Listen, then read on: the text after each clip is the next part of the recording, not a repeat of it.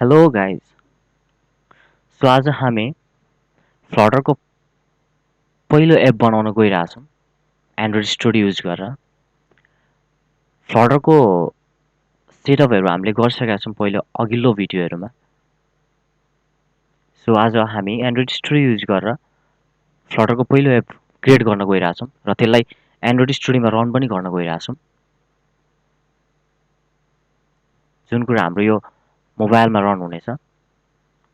So let's start. हामी first of all त फाइलमा गएर न्यू अनि न्यू फ्लटर प्रोजेक्ट गर्छौँ एन्ड्रोइड स्टुडियोमा। त्यसपछि फ्लटर एप्लिकेसनमा नेक्स्ट फ्लटर एप हामी माई फर्स्ट फ्लटर एप भनेर राख्छौँ हामी name. And then Flutter SDK project location हामी फ्लटर ट्युटोरियलमै राख्छौँ। त्यस पछाडि यो भनेको माई फर्स्ट एप भनेर राखौँ in Flutter. And then next artifacts भनेको एन्ड्रोइड एक्स युज गरौँ। त्यस पछाडि कम्पोनेन्ट डोमेन त्यही। त्यस पछाडि फिनिस गरेँ मैले। यसले क्रिएट गर्छ नयाँ फ्लटर एप।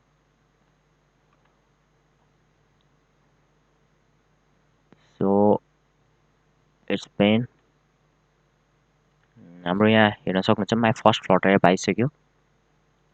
जसभित्र लाइभभित्र मेन डट डाटा आइसक्यो। अनि त्यस पछाडि आएर यो पप्स पेक डट वाइएमएल आइसक्यो है। सबै कुरा जेनेरेट हुँदैछ, गर्दैछ एन्ड्रोइड स्टुडियोले।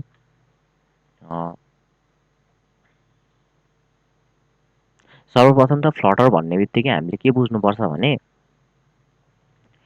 यो भनेको नेटिभ एपै हो। नेटिभ एप क्रिएट गर्नलाई नि युज गरिन्छ। एन्ड्रोइड एप मात्र नभएर यसले वेब एप, डेस्कटप एप सबै युज गर्न सकिन्छ।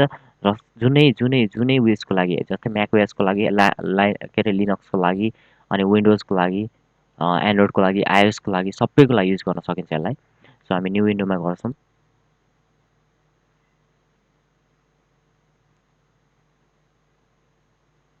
र यो फ्लटर भनेको यति कमालको छ होइन।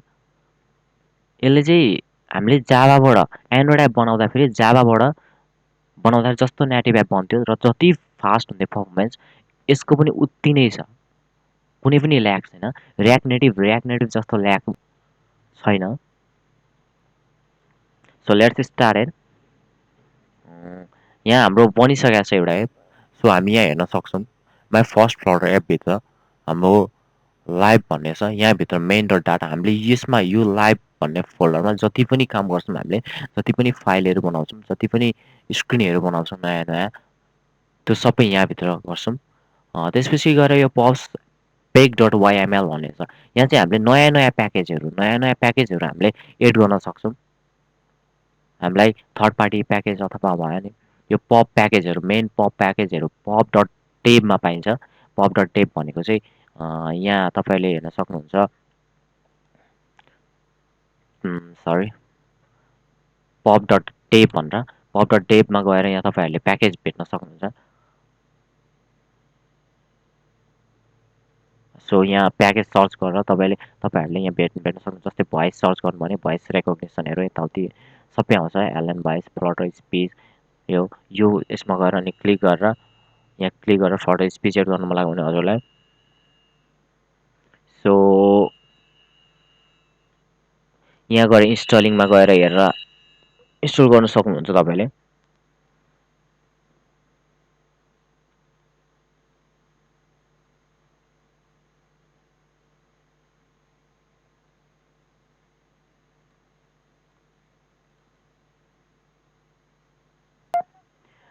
सो यहाँबाट गएर हामीले फ्लटर प्याकेजहरू इन्स्टल गर्न सकिन्छ।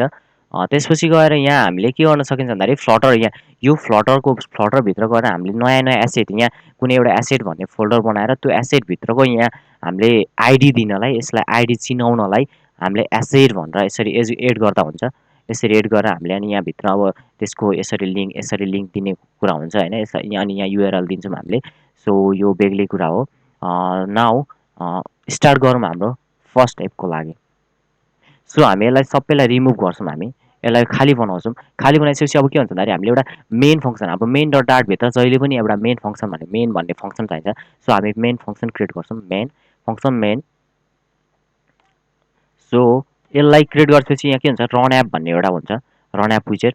सो यसले चाहिँ कुपर्टिनो यहाँ कुपर्टिनो युज गरिरहेको छ, तर हामी म्याटेरियल युज गर्छौँ, म्याटेरियल डाट भन्ने युज गर्छौँ।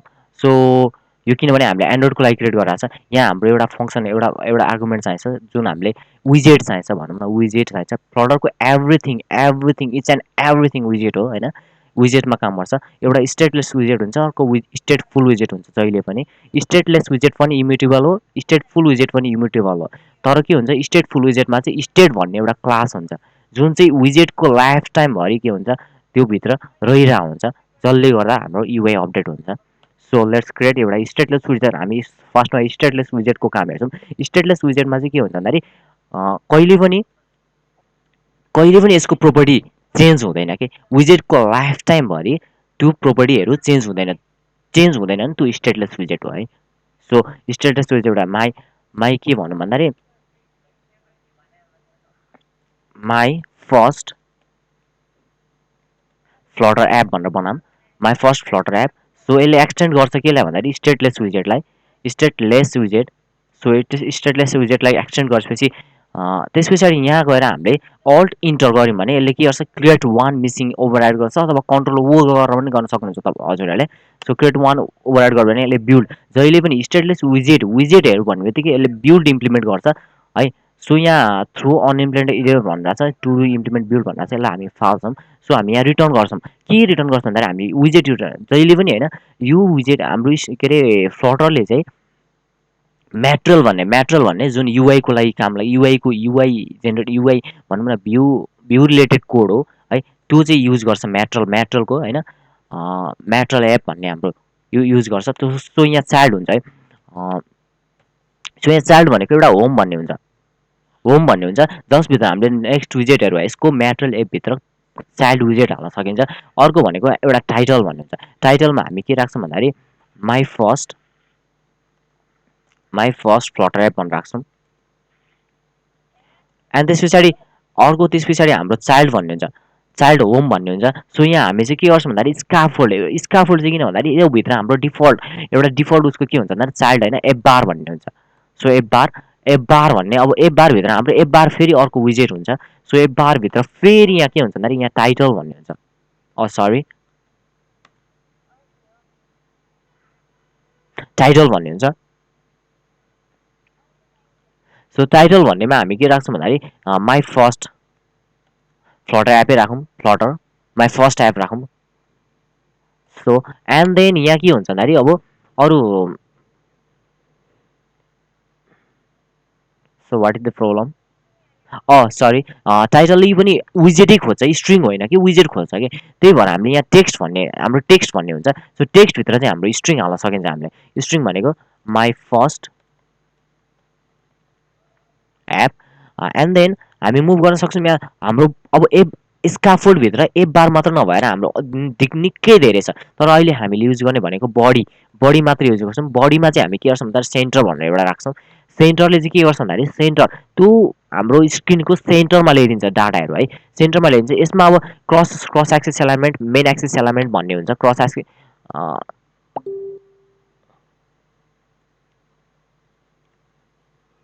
सो यहाँभित्र चाइल्ड हुन्छ, चाइल्डभित्र के हुन्छ भन्दाखेरि हाम्रो अब सेन्टरभित्र हुन क्रस एक्सिस एलाइनमेन्टहरू कोलमभित्र हुन्छ, कोलमभित्र हामीले मिलाउन सक्छ। तर हामीले अब यहाँ चाइल्डमा चाहिँ के गर्छौँ हामीले टेक्स्ट सेन्टरले चाहिँ डाइरेक्ट सेन्टरमै ल्याइन्छ है। सो टेक्स्टभित्र चाहिँ हामी फेरि पनि के गर्छौँ भन्दाखेरि टेक्स्टभित्र भन्दै हेलो फ्लटर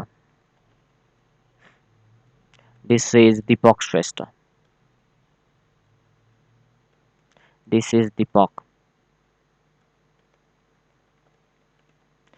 श्रेष्ठ भनेर हामीले यो क्रिएट गरौँ। त्यस पछाडि हामीले सो हामीसँग एउटा विजेट रेडी भयो जुन चाहिँ स्टेटलेस विजेट छ, त्यहाँ चाहिँ हाम्रो कुनै पनि प्रोपर्टी चेन्ज हुनेवाला छैन, हामीले गर्नु पर्दैन यो विजेटको लाइफ साइकलभरि अथवा लाइफ टाइमभरि। सो इट्स स्टेटलेस विजेट। देन हामी अब यो विजेटलाई हामी यहाँ इम्प्लिमेन्ट गर्न चाहन्छौँ, यहाँ इम्प्लिमेन्ट गर्छौँ अहिले। So my first Flutter app भनेर हामीले इम्प्लिमेन्ट गरिसकेपछि यो हाम्रो एउटा रेडी भयो एप। जसले चाहिँ के गर्छ भन्दाखेरि एउटा म्याटेरियल एपले भनेको भ्यू दिन्छ र त्योभित्र हामीले के गर्छौँ स्क्याफोल्ड राखिरहेको छ। स्क्याफोल्डले के गर्छ डिफल्ट एप बार दिइरहेको छ। सो एप बारको टाइटल भनेको माई फर्स्ट एप हुन्छ र हामीले त्यो एप बार तल सेन्टरमा चाहिँ गएर हामीले के प्रिन्ट गरिरहेको छ भन्दाखेरि hello Flutter this is Dipak Shrestha भनेर प्रिन्ट गरिरहेको छ। So that's it. अब हामी यसलाई हामी गएर अब रन गरेर हेरौँ के हुन्छ। So let's run. So run गऱ्यो भने हामीले यहाँ के देख्न सकिन्छ भन्दाखेरि सरी भाइजरको एड आयो। So Vysor is good app के एकदम स्क्रिन कास्टिङको लागि एकदम गुड एप छ एन्ड लाइट फनी के। So let's run it.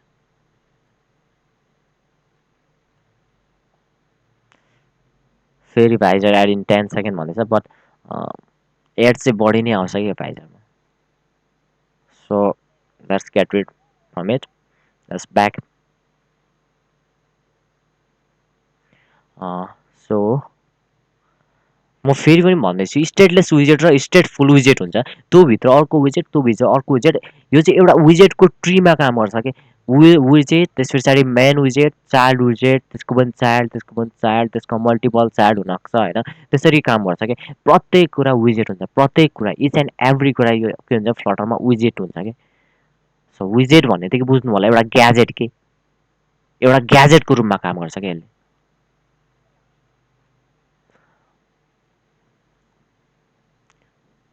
So running हुँदैछ यहाँ रनिङ ग्रेडल ट्याक्स एसेम्ब्लिङ डिबग भनिरहेको छ। रन हुँदैछ हुँदैछ रन। सो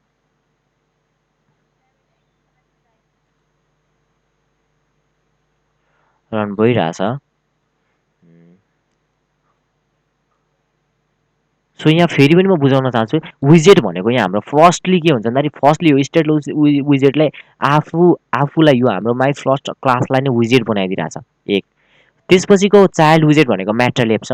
त्योभित्र पनि विजेट भनेको स्क्याप फोल्ड छ। स्क्याप फोल्डभित्र दुईवटा विजेट छ एउटा एप बार छ एउटा सेन्टर भन्ने विजेट छ।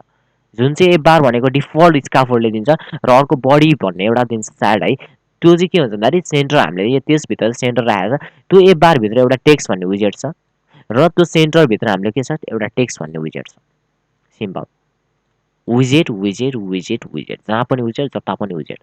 एन्ड यो फ्लटरको मेन भनेको ब्याकएन्डमा युज हुने भनेको चाहिँ डाट ल्याङ्ग्वेज हो जुन एकदम इजी छ। C C plus plus Java यिनीहरू बुझ्नेले डाट नबुझ्ने कुरा हुँदैन। एकदमै एकदमै सहज छ कि जहाँ डाट। सो अनि त्यस पछाडि यसको जुन यो फर्मेसन छ युआईको फर्मेसन छ एकदमै एकदम इजी छ। सो एकदम इन्ट्रेस्टिङ छ। I like the Flutter I mean love with Flutter के। आई लाइक भेरी मच के। So let's see it. Oh then यहाँ टेस्टमा गएर हाम्रो विजेट टेस्ट भनेर हुन्छ। यहाँ विजेट टेस्टमा चाहिँ माई एप खोजिरहेको छ तर माई एप हाम्रो छैन किनभने हामीले माई एपलाई चेन्ज गरेर अघि माई एपलाई डिलिट गरेर हामीले माई फर्स्ट फ्लटर एप बनाएको छ। सो यहाँ गएर हामीले के एड गर्नुपर्ने हुन्छ यो कुनै पनि इरर त होइन तर वार्निङ दिइरहेको छ किनभने विजेट टेस्ट बारम्बार गरेर हुन्छ यो फ्लटरले। सो यहाँ गएर हामीले त्यो यसलाई राखिदिएपछि यहाँ इरर हट्छ। मेन डट डाटमा गएर यहाँ हेर्न सक्नु भने अब स्टेट विजेट बिल्ड भइसक्यो। So sorry, let's view it. Oh, sorry, connection loss भयो हाम्रो। Let's do it very. So यहाँ कनेक्सन आयो connection where is the connection? So यहाँ कनेक्सन आयो या कनेक्ट भयो। सो युएसबी केबल बाट गर्न सक्नुहुन्छ हजुरले यो कनेक्ट युएसबी डिबगिङ अन गरेर। So let's view it. यसले सायद काम नगर्ला फेरि स्टप गर्छौँ हामी एन्ड देन फेरि रन गर्छौँ। सो कनेक्टिङ हुँदैछ या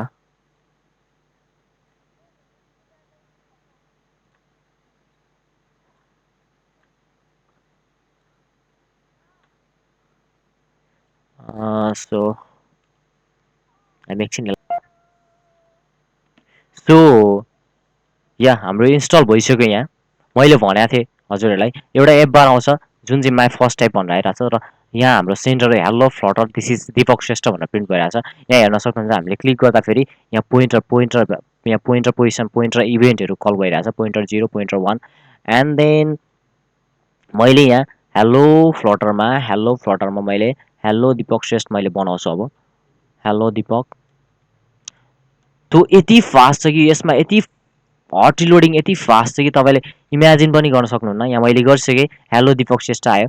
सो भनौँ न यो प्लस पोइन्ट हो जाबामा बिल्ड गर्दा गर्दा बिल्ड गर्नलाई यति टाइम लाग्छ होइन यति टाइम लाग्छ। इनफ्याक्ट अहिले छिटो बनाएर छ एन्ड्रोइड स्टुडियोले